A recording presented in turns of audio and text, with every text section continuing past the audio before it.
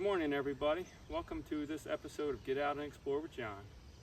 As you can see, I am in Congaree National Park today. I'm going to be exploring my 20th national park, so I'm really excited to visit this place. Congaree's been designated as a national park since 2003, and I've never had the opportunity to come visit this place. Unfortunately, I only have one day to take a look at the park, so I'm going to show you as much as I can in that one day. I've done a lot of research online and seen some mixed reviews about the park. Some people say it's not worth visiting, other people say it's really cool. So I'm going to go through the park myself and show you what I can find, and then at the end of the video I'm going to give you my honest opinion of the park. So I can't wait to go check it out. This is going to be pretty cool. So let's go check out Congaree National Park.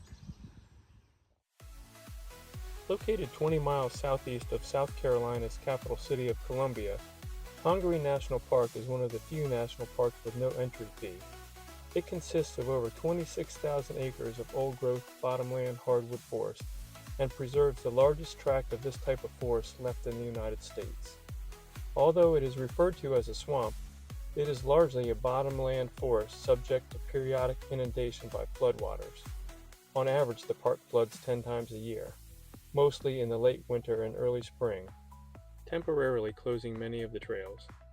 The park is within a day's drive from much of the eastern United States, but only receives around 250,000 visitors per year, making it one of the least visited national parks in the country.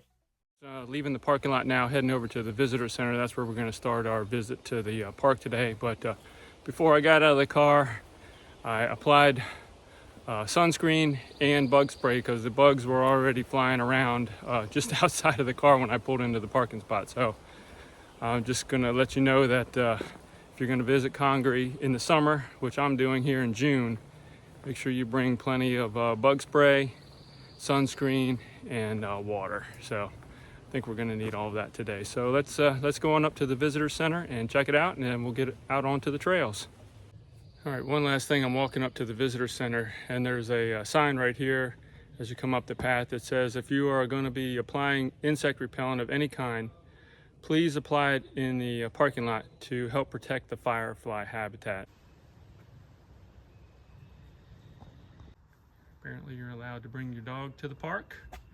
Just make sure they're on a leash, respect the wildlife, pick up after your dogs, and I guess know where they can and cannot go. I guess they can't go on all the trails, but I guess you can bring your dogs to the park here. All right, this is the Harry Hampton Visitor Center. Let's go in and take a look. There's a plaque for Harry Hampton there. Dedicated the visitor center in his name. And looks like they have restrooms here, water. You can fill up your water bottles, even for the pets. And the famous mosquito meter. It goes all the way from number 1, all clear, up to number 6, war zone. Today we're in the middle, number 3, so moderate. I did notice a bunch of bugs flying around the car when I pulled into the parking lot, so I've already applied my bug spray. So just keep that in mind. Might consider what time of year you want to come visit the park as far as the amount of bugs that you want to try and fight off.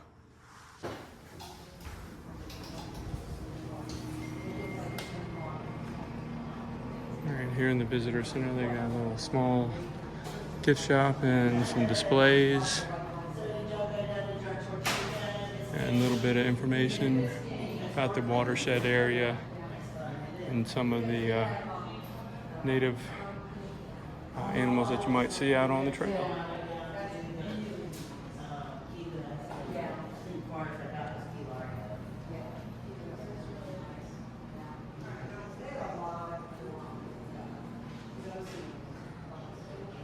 All right, let's head on over to the desk and get a map so we know where we're headed.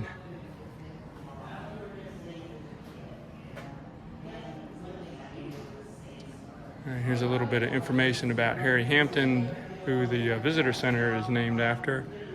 Looks like he was a conservationist a writer and outdoorsman, and this is a picture of him.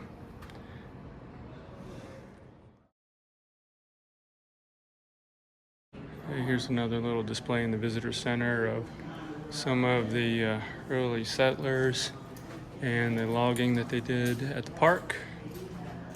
I'll let you stop the video and read that if you want to learn about that. Logging here and the information about the settlers.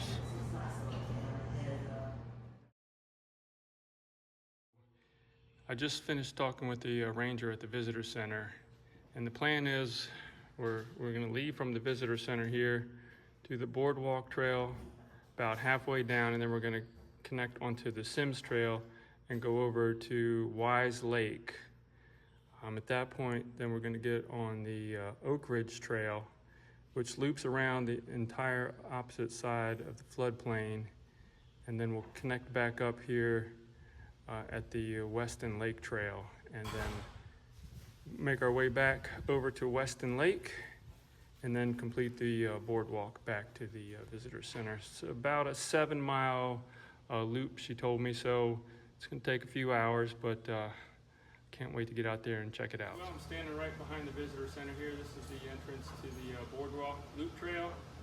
Like the sign says here, I have my map so we don't get lost. I don't want to be out in the swamp overnight here, but yep, I'm looking forward to this. We're going to go about halfway around the loop trail, and then we'll connect onto the Oak Ridge Trail and the Weston Lake Trail, and go check out the entire park as much as we can see in a day. So I'm excited to go check it out. So let's go hiking and check out Congaree National Park.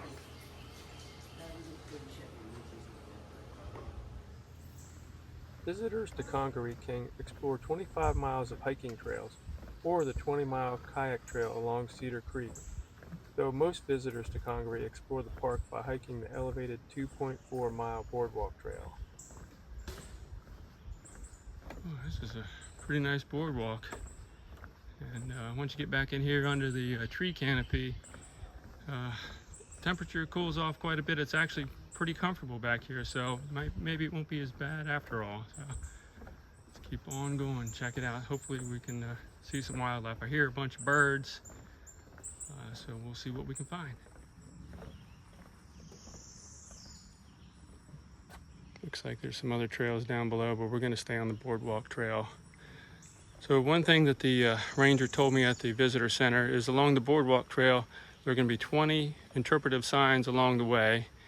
This is the first one, and what we're looking at here is an American beech tree, identified by its smooth gray bark, and it says that this specimen here is likely over 100 years old.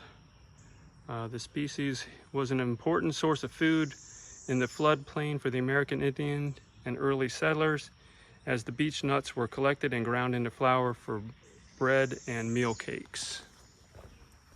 Harry Hampton, whom the visitor center is named after, along with others, formed the Beadler Forest Preservation Association in 1961 to protect the area from further deforestation.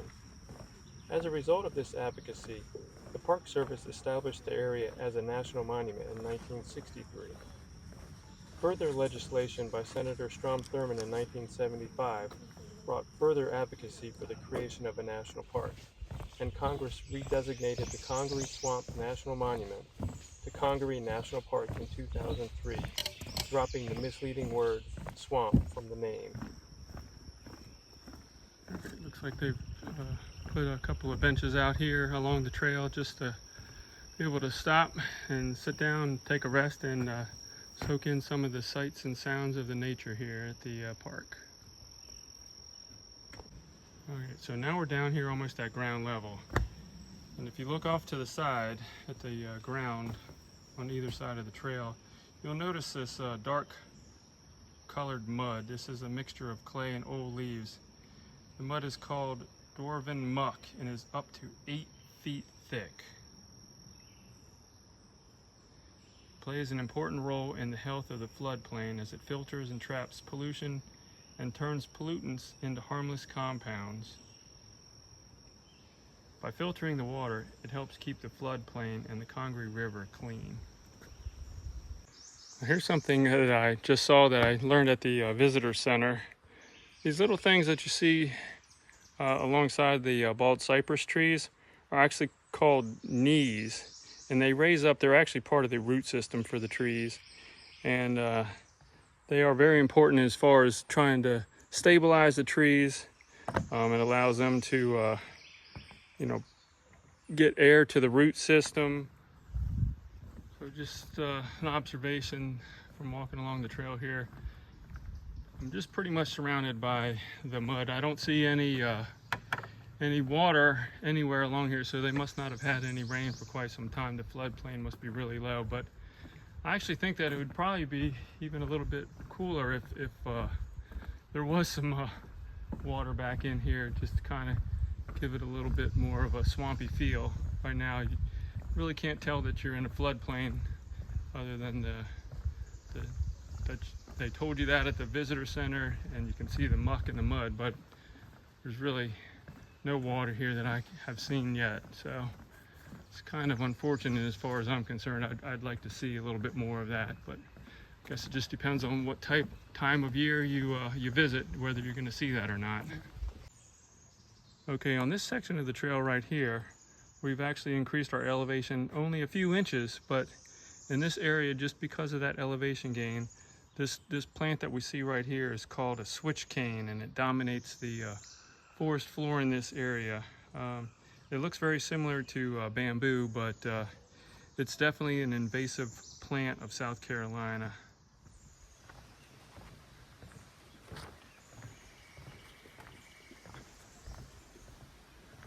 All right, looks like we're taking a left here to find the Oak Ridge Trail.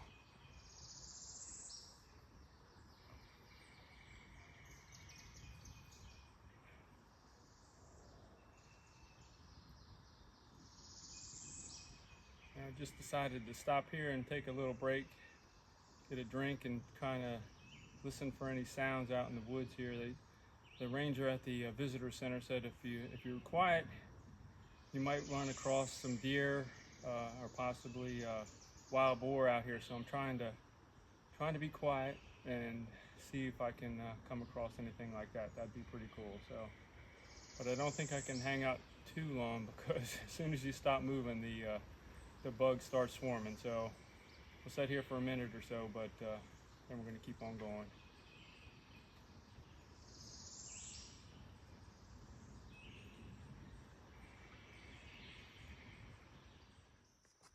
Something else I learned at the visitor center is that the trees here, like I said, are well over 100 years old, and some of them are reaching about 130 feet in height. And that there are some champion trees in here, and the overall forest, this is one of the tallest deciduous forests in the entire world, actually. Okay, looks like I'm coming up on a little trail junction here, so it's going to be decision time, which trail we're going to take from here. Looks like we said we were going to take the Oak Ridge Trail, so that's going to be to the right. So we're going to be off the boardwalk now. The one thing that the ranger did tell me is to definitely keep an eye out for the blazes so you don't get lost, and also keep an eye out for snakes, since we're down on the ground now. That she said there are snakes in the area, so just be aware of that and be vigilant. So, all right, let's go down the Oak Ridge Trail and see what we can find down here. I finally found some water back in here, so I'm gonna head off the trail just a little bit, back here and check out this little swampy area. Tell you what, as soon as you get off that boardwalk trail, though, the bugs are definitely starting to attack out here, so I might have to reapply some bug spray. But here's some of the swampy area. There's some dragonflies over there. Yeah, it's kind of cool back in here.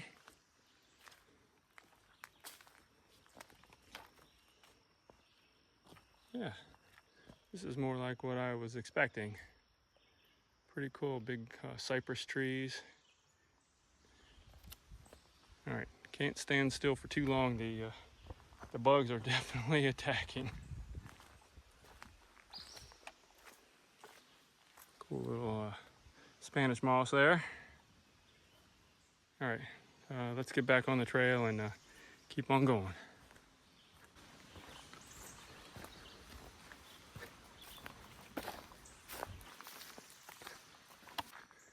Okay, looks like we're coming up on another little trail junction here.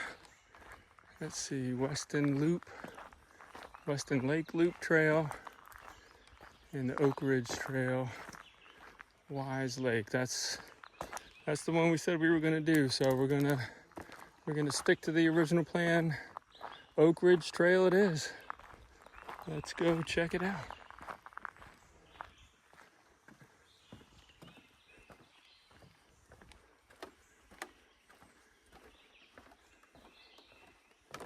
All right, so here's another little low area. Looks like a stream back in here. That I guess no matter how low the water recedes, this area looks like it's gonna have. Hey, there's a little salamander right there.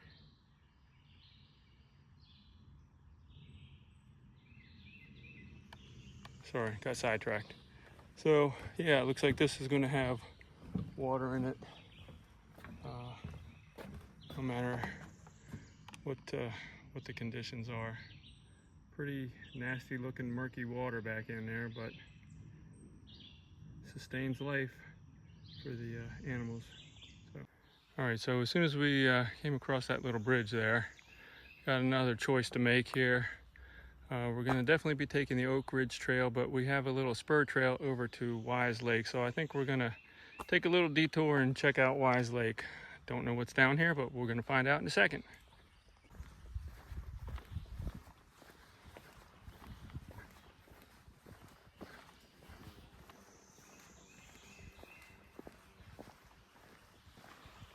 Ooh, what was that? Something just jumped out in that water right there.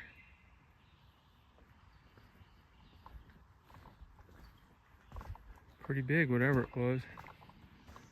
Let's go down here and check this out. It's pretty cool back in here. Wow.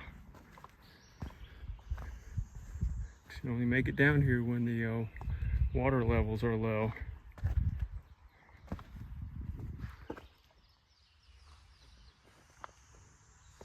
Walk out on this tree here a little bit. All right, there's Wise Lake.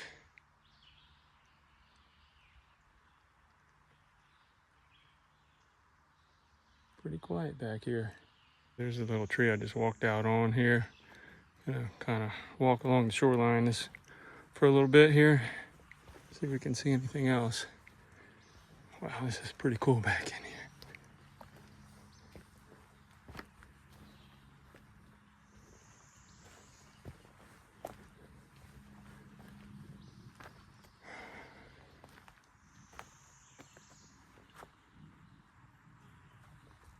Oh, there's a big snapping turtle right there next to that thing.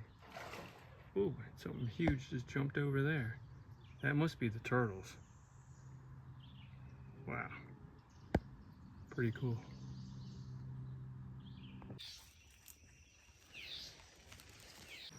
All right, I can only assume that this little spot off the side of the trail here was something was digging in here. Maybe one of those wild boars looking for something to eat, but haven't seen anything yet, but that's evidence that they're here. All right, here's another little swampy area. Heard some frogs down in there, but can't really find anything. Here's a big old tree root. Wow. Other than one of those bald cypress trees. It's fallen over. And there it is, down into the water. Still on the Oak Ridge Trail. Haven't seen any other wildlife. I heard some bullfrogs in some of the water back there, but haven't seen anything. Pretty easy hike. There's a couple of spots where trail was a little bit hard to keep track of, but other than that, yeah, a lot of bugs back in here, and it's a little steamy, but yeah, It is pretty. I mean, in its own regard, it is a very pretty area. So lots of diversity of plants and stuff back in here. So yeah, so far I'm liking this. So let's keep on going and I'll give you an update down the trail. Congaree National Park resides entirely in and gets its name from the Congaree River floodplain that flows through the park. The meandering river has created many oxbow lakes, some of which we saw on our trip today. An oxbow lake is a freestanding body of water and is formed when the meander of the river is cut off by silt and sediment, which in turn redirects the river itself. Okay, we just crossed that bridge here and there's another junction in the trail. Looks like we're going to the right on the river trail and left is the Oak Ridge Trail, and that's the one we're staying on. So let's keep on going. Check this guy out.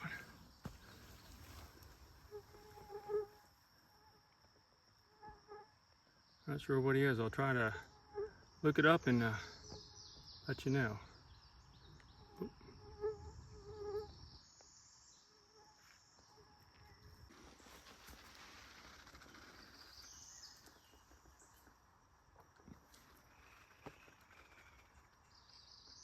So the ranger back at the visitor center said if you get off the boardwalk trail, just keep an eye out for these markers here. These are the blazes that indicate where the other trails are in the park.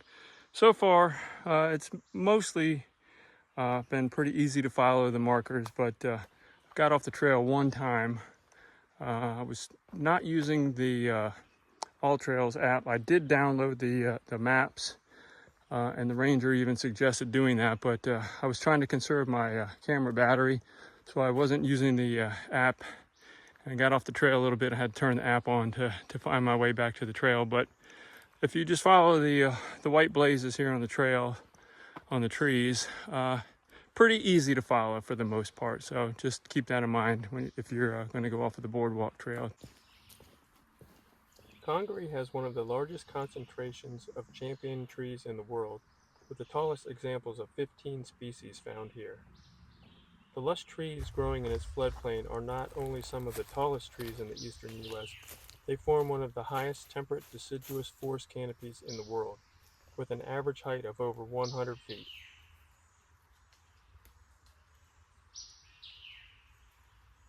All right, here's one of these massive trees that I was talking about earlier. This is not a cypress, but as you can see, the scale here, me standing next to this tree, this thing is huge. Okay, so here's one of the huge trees in the forest here. This one's dead, and they call the standing dead trees snags. And even though the tree itself is dead, it is home to many other insect species, fungi live in these trees.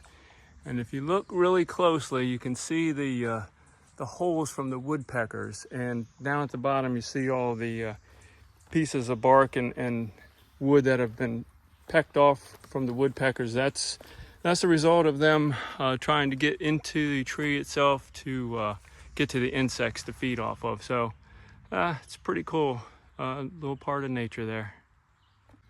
So here's something pretty cool I've seen a couple of times on the trail. You got these big giant vines that go up into the trees here. But if you look closely here at the side, you can see like little roots hanging down off of the vines themselves. I guess they're trying to sprout and attach themselves to the ground. But yeah, that's kind of cool looking actually.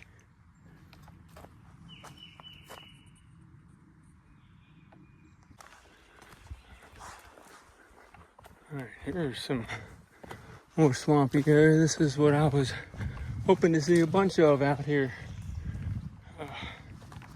Haven't really seen that, but you can see the black rings at the bottom of the trees where the water line is. And yeah, this is much more of the swampy area that I was envisioning.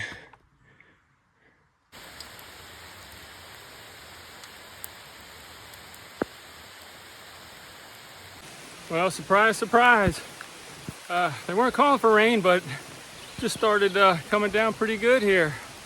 You can see it in the river there, but yeah, I'm almost back to the boardwalk trail, so I was not planning on rain today, so hopefully this doesn't last long. The trees are blocking most of it, but I noticed it getting dark and I thought, I wonder if it's gonna rain. And sure enough, here it is. So I'm making my way back to the visitor center. I know I was asking for more swampiness earlier in the hike, but I was not expecting all this rain. I mean, it is refreshing. It's cooling it down a little bit, and the bugs kind of subsided somewhat. So I guess it does have its advantages. So I'm not complaining. It does make the trail a little slick. So come out here after it's rained. Just be careful of your footing. Almost back to the visitor center now. Just a couple more turns. So I just wanted to give you a little trail recap. Yep, 7.1 mile was the loop that I did. Took me about 3 hours and 45 minutes, and I had exactly 16 feet of elevation gain. So pretty easy trail. Got off trail a couple times, had to use the All Trails app to kind of reorient myself, but yeah, other than that, it was a nice walk through the woods and the swampy areas.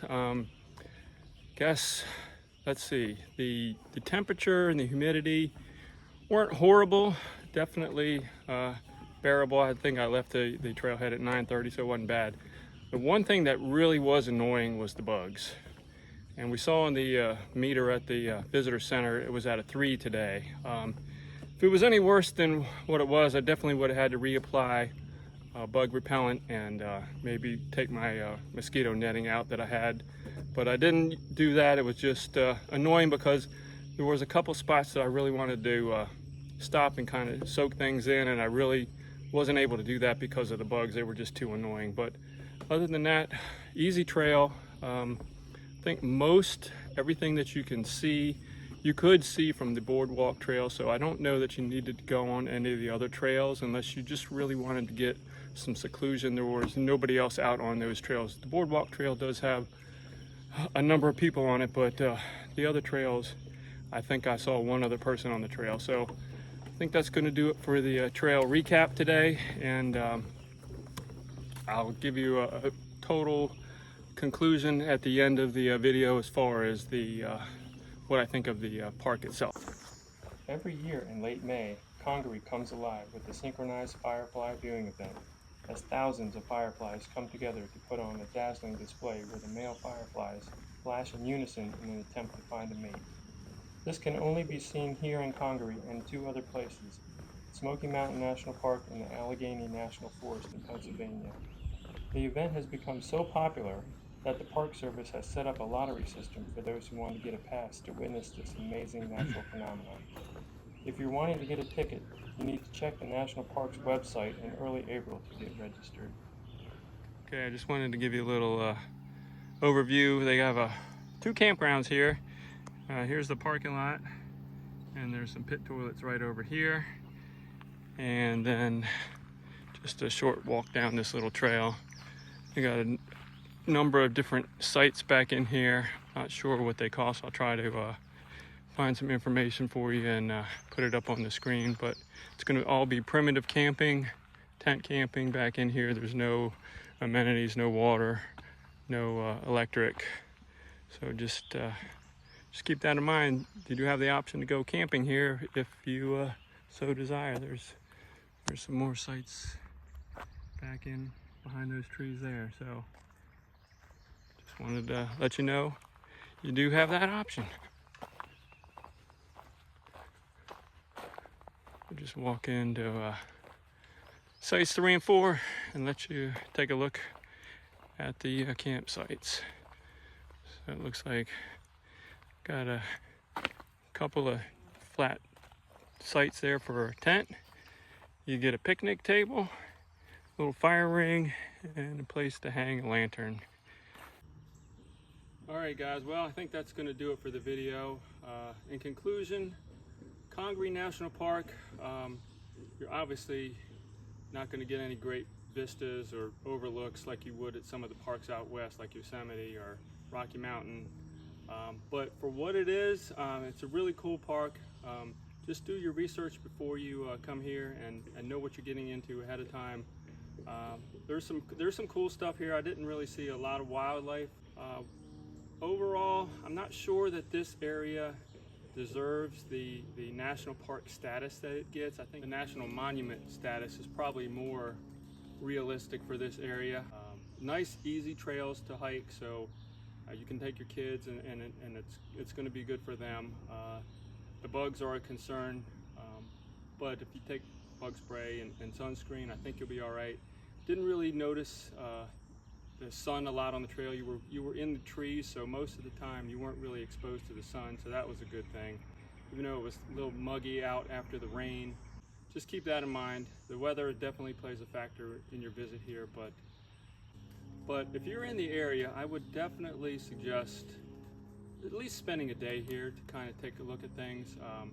It's worth a visit for sure. So hopefully the things that I showed you, kind of helped you decide whether or not you want to make a day trip out of this, or even an overnight.